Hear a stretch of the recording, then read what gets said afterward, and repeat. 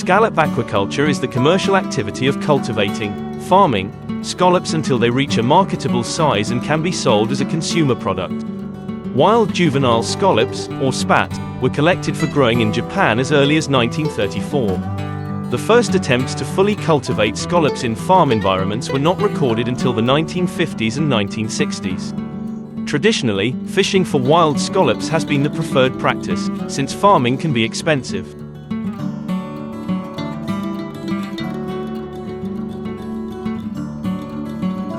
However, worldwide declines in wild scallop populations have resulted in the growth of aquaculture.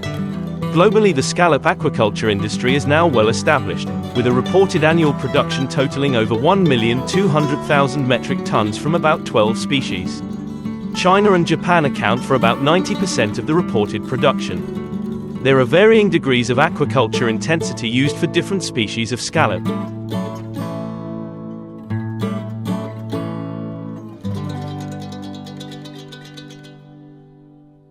Therefore, cultured species can be divided into operations that are commercially well established, those in the early commercial stages, those in development or experimental stages, and those where potential for commercial farming has been expressed. Some species fall under multiple categories in different world regions. Attempts at cultivation of Chlamys ha state and Chlamys rubida in western North America have been halted due to the small size and slow growth of both species. Initial attempts made at cultivation of Pecten novaeselandi in New Zealand were hampered by large levels of fouling by mussels and by competition from a largely successful natural fishery.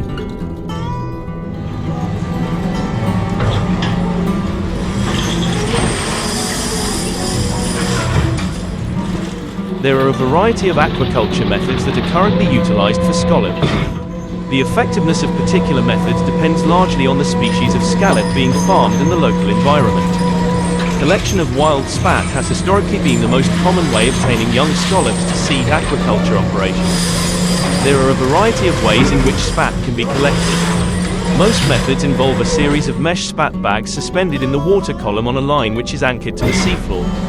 Spat bags are filled with a suitable pulp, usually filamentous fibers, onto which scallop larvae will settle.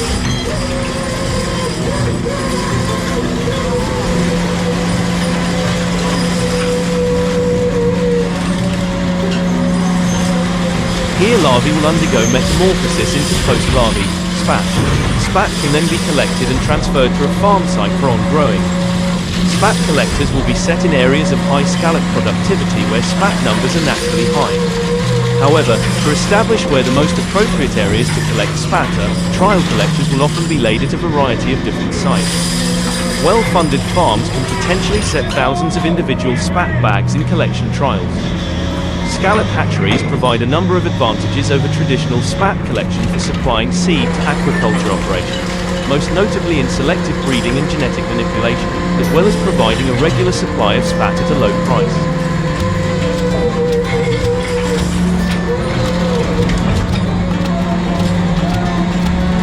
While initial attempts to culture scallops in hatcheries were fraught with extremely low spawning and high larval mortality rates, a number of successful techniques have now been developed. One of the most important aspects of hatchery rearing is obtaining and maintaining broodstock. Broodstock must be conditioned so to stimulate gonad development leading up to spawning, and much research has been devoted to identifying the best diets and water quality requirements for broodstock. 6. Once broodstock have been conditioned, spawning can be induced. This is most commonly achieved by varying water temperature, increasing water circular.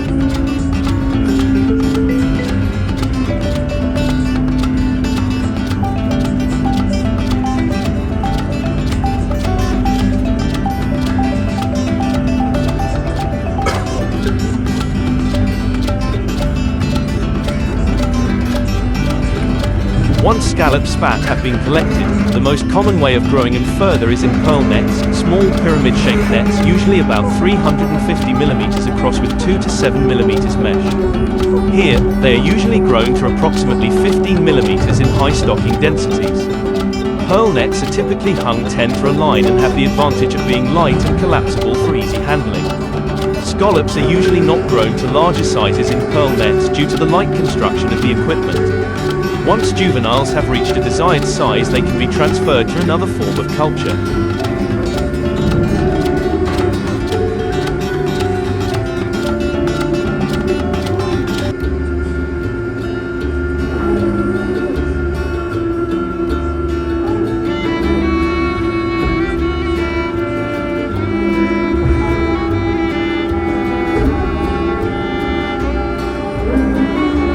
Lantern nets were first developed in Japan and are the most common method of growing out scallops following removal of juveniles from pearl nets. They allow the scallops to grow to adulthood for harvest due to their larger size and more sturdy construction. Lantern nets are employed in a similar fashion in the mid-water column and can be utilized in relatively high densities. Flow rate of water and algae is adequate and scallops will usually congregate around the edges of the circular net to maximize their food intake. Ear hanging methods were developed to be a cheaper alternative to lantern nets. Subsequently, research has shown that growth of ear-hung scallops can also be higher than those in lantern nets.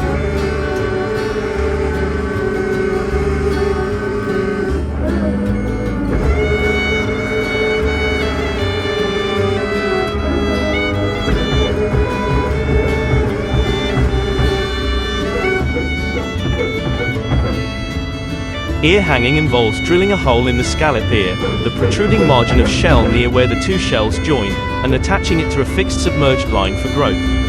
Such a process can be relatively labor-intensive as each scallop must be individually handled and drilled.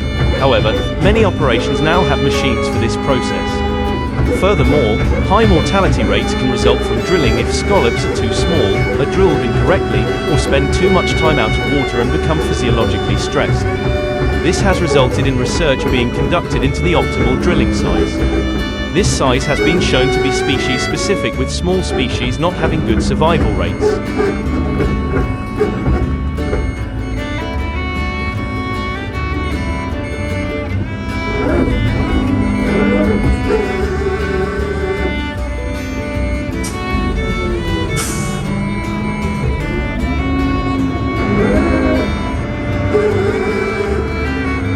As such, ear hanging is an effective method of growing out larger scallop species.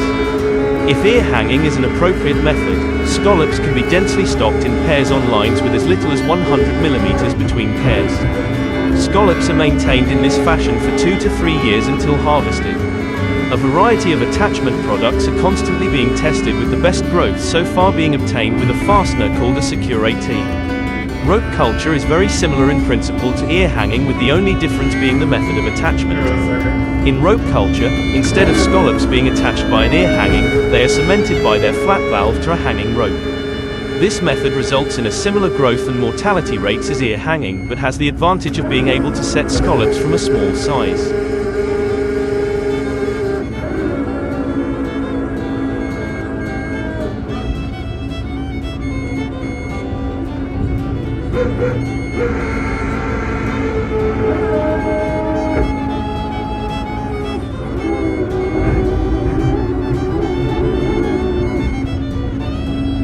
New cementing technologies are being continually developed with the aim of producing quicker setting adhesives to minimize the time scallops spend out of water, so to minimize stress.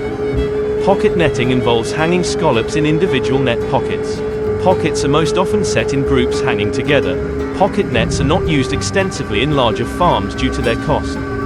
However, handling time is low and so can be considered in smaller operations. 8. Hog rigging involves netting pockets of 3 or 4 scallops tied around a central line. This method is quick and cost-effective and has been used to a great extent in the European queen scallop, Equipectinopicularis, industry. However, its success in larger scallop species has been limited. 8. Growing scallops in suspended plastic trays such as oyster cages can serve as an alternative to equipment like lantern nets.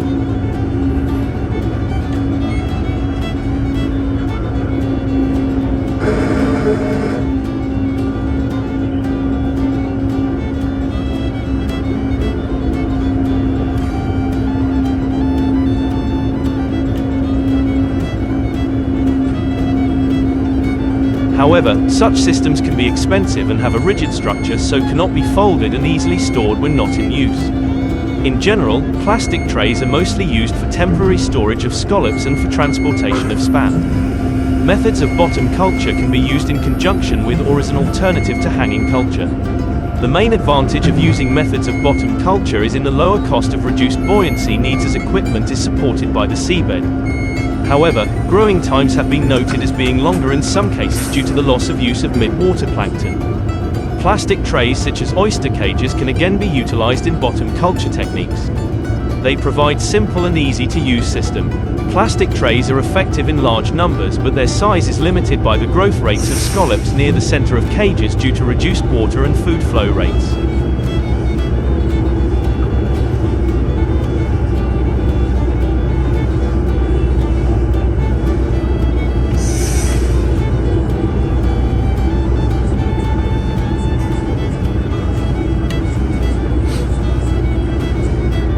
The scallop is officially called Yeso scallop, a bivalve in the Pectinidae family. The shell width grows to about 20 centimeters, and it mainly inhabits the coast of the Pacific Ocean from the Tohoku region to Hokkaido and also the coast of the Japan Sea. Scallops are either naturally caught or farmed. However, farmed scallops are raised with nutrition from the sea just like natural ones, so there are no notable differences in taste and nutritional value.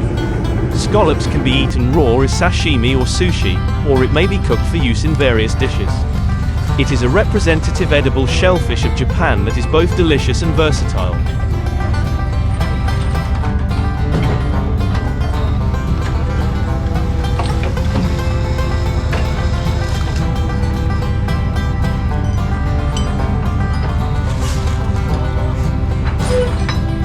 At present, the scallop is the most popular Japanese seafood in the world. The export volume of Japanese scallops in 2022 was about 91 billion yen. Overview of foreign trade of agricultural, forestry, and fishery products, Ministry of Agriculture, Forestry and Fisheries. This was a record high, an increase of 42.4% from the previous year. The substantial increase in export volume was supported by the fact that an increasing number of frozen scallops, shellfish, are processed in China without the shell and then exported to North America.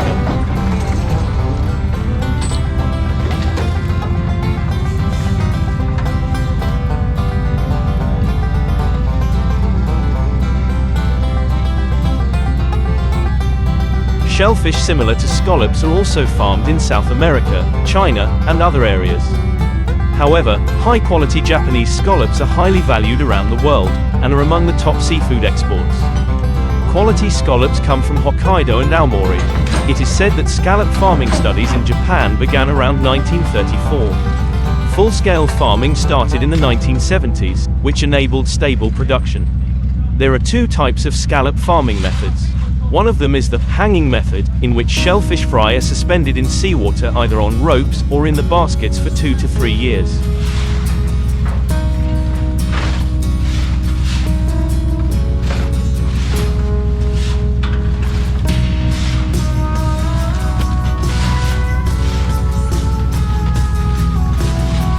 In the seabed ranching and dredge method, shellfish fry are placed on the seabed for 3 to 4 years, and scallops are caught with a trawl. Scallops farmed in this method are sometimes treated as natural scallops. Hokkaido and Aomori Prefecture are the main production areas, and scallops from these areas are famous for their high quality. The hanging method is undertaken in Uchiura Bay in Hokkaido, Mutsu Bay in Aomori Prefecture, and on the Japan sea coast. And scallops are usually caught from winter to spring. The seabed ranching and dredge method is mainly undertaken on the coast of Okhotsk in Hokkaido, and scallops are caught from early summer to autumn.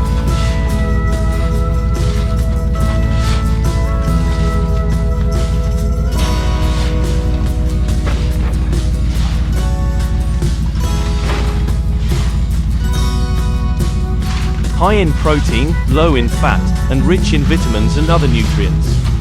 You can eat most of the scallop in the shell if you remove the digestive tract called uro. The mantle, frilled, is called himo, and is eaten as a snack while drinking alcohol. The scallop ligament, scallop meat, in the center is particularly popular, and dried and frozen ligaments are distributed as independent parts. The scallop ligament is a massive, developed muscle that it uses to open and close the shells. Scallops swim in the ocean by pumping out the seawater using the ligament.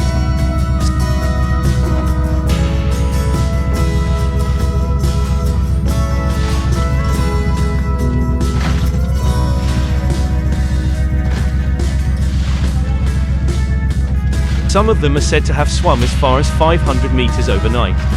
The scallop ligament is a massive muscle mass, and, without water content, about 80% of it consists of protein. It also contains a large quantity of glutamic acid and glycine, which draws out the umami of the scallops. Scallops contain abundant minerals such as iron and zinc, in addition to vitamins B1 and B2. Moreover, it contains plenty of taurine, a type of amino acid that is used as a main ingredient in nutritional drinks. As a high-protein, low-fat, healthy food ingredient, scallops draw increasingly strong attention. Excellent processing technology is a reason behind the widespread distribution of Japanese scallops across the world.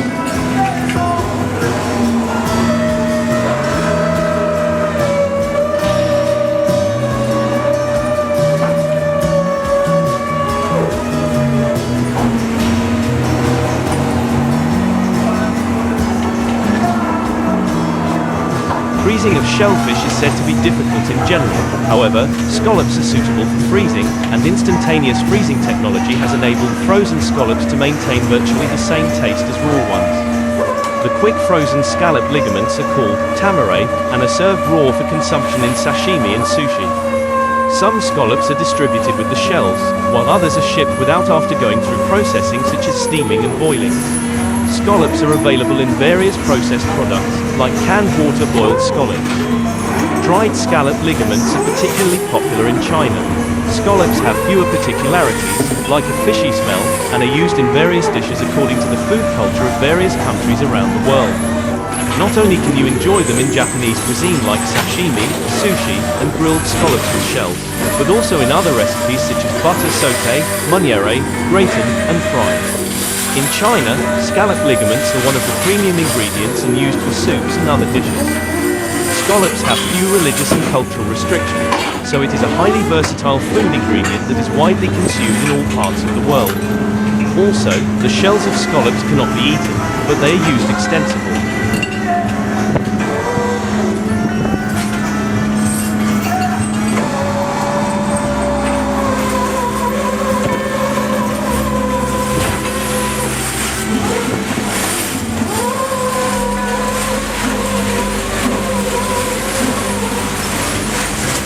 Most commercial harvesting of scallops is currently carried out with dredges, a fishing method that is widely reported to cause extensive harm to species and sensitive marine habitats. Scallop dredges pull metal-framed nets that are around 85 centimeters wide over the seabed. They are equipped with metal teeth on the front of the dredge which dig deep into the seabed to excavate the scallops. The scallops are then flipped into the nets. This procedure is known to have the most severe ecological effect of all UK marine fisheries because it damages seabeds and the species living on it. As the dredges are equipped with heavy engines, they can even penetrate rocky reefs. Scientists have discovered that the recovery of seabeds and ecosystems from scallop dredging can take up to 10 years.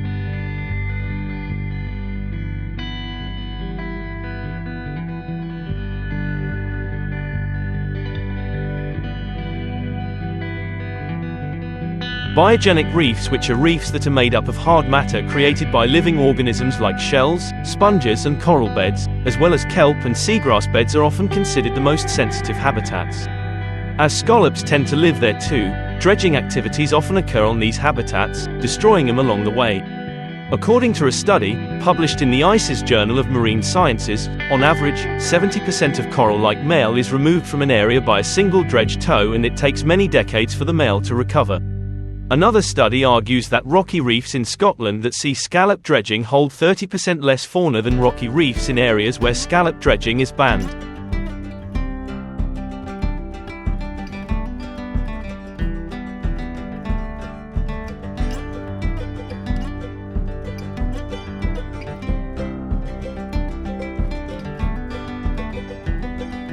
In the UK, however, it looks like an alternative to scallop dredging has recently been found. Here, marine scientists have discovered a global first that paves the way for the creation of a new low-impact inshore fishery which could reduce the pressure from damaging scallop dredges. Scientists from Fishdeck Marine, a leader in bycatch prevention technology, made the discovery whilst trialling potlights, which are small underwater lights used to bait crab and lobster pots. They were invented by the Devon-based company to protect fish stocks by replacing the need to use fish to bait pots. Working with John Ashworth, a fisherman based in Newlyn, Cornwall, Dr. Rob Enever and his Fishdeck team discovered that the lights, combined with specially modified pots, were attracting unprecedented numbers of scallops in addition to the crabs and lobsters that John was targeting.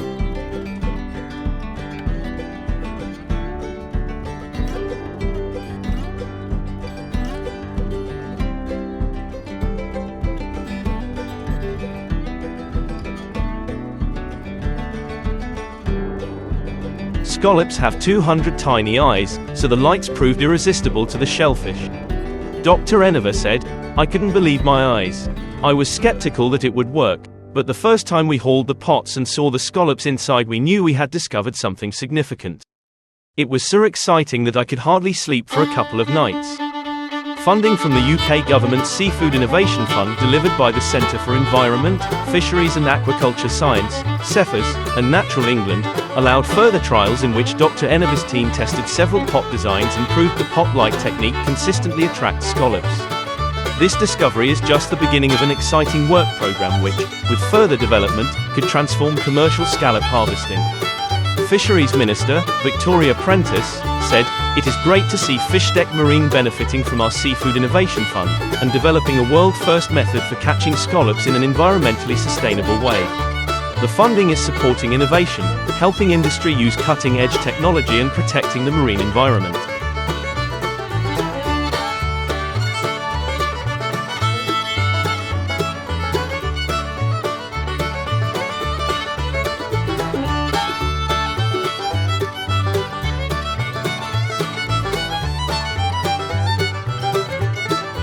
With the help of local fishermen, pot makers and scientists from the universities of Exeter and York, the team is developing 2 new pot designs specifically for retaining scallops attracted by the pot lights and is experimenting with different colored lights. Each small light is powered by 2 rechargeable RR batteries. They are clipped inside each pot and can be used multiple times. Results of the trials have now been peer-reviewed and published in the journal Fisheries Research. Bryce Stewart, senior lecturer at the University of York, commented, "This is one of the most exciting research findings I have been involved with in my career. We knew scallops were sensitive to light, but not that they could be attracted in this way. These findings have the potential to provide a valuable and low-impact boost to inshore fisheries. The project has the potential to make a real difference to the sustainability of the scallop fishery," as Pete Cabell, co-founder and director of Fishtech Marine, points out. The potential of this new approach to scallop harvesting is massive, offering notable benefits to the marine environment while creating a new commercial opportunity to fisheries around the world.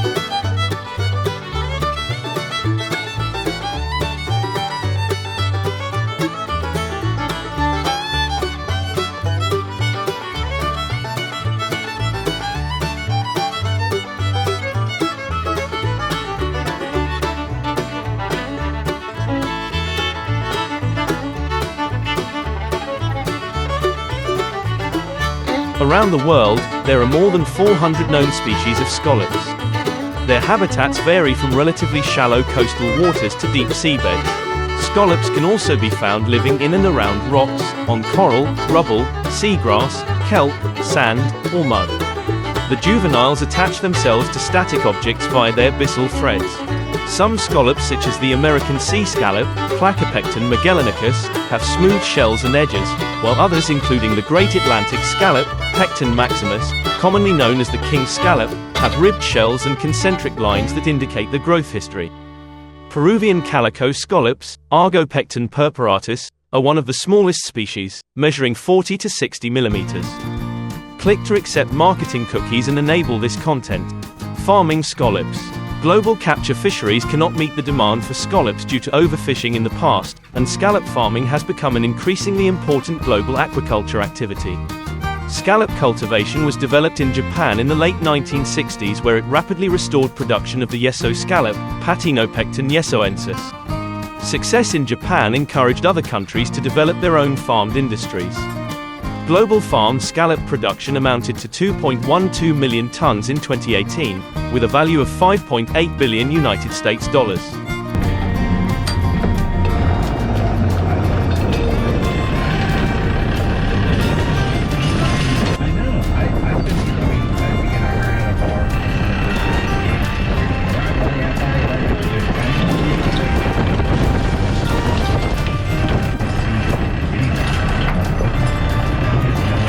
China produced more than 90% of this volume.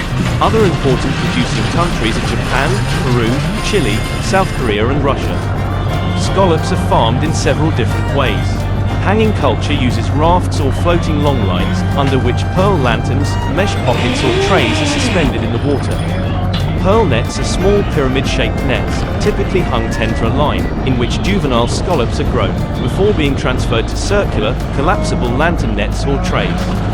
Lanterns and nets must be cleaned regularly, to ensure a good flow of water and plankton through the mesh. Scallops may also be hung by the ears from a submerged dropper line. This method involves drilling a hole in the ear of larger scallops, which can be densely stocked in pairs. Another method is to cement scallops by their flat shell to a hanging rope, which results in similar growth and mortality rates as ear hanging, but with the advantage that smaller scallops can be used. Bottom culture is used in conjunction with, or as an alternative to hanging culture. This method is cheaper, but growing times can be much longer as there is less access to plankton. Spat, as scallop spawn is known, may be reared in a hatchery or collected in the wild in mesh bags suspended in the water column, on a line anchored to the seafloor. As with other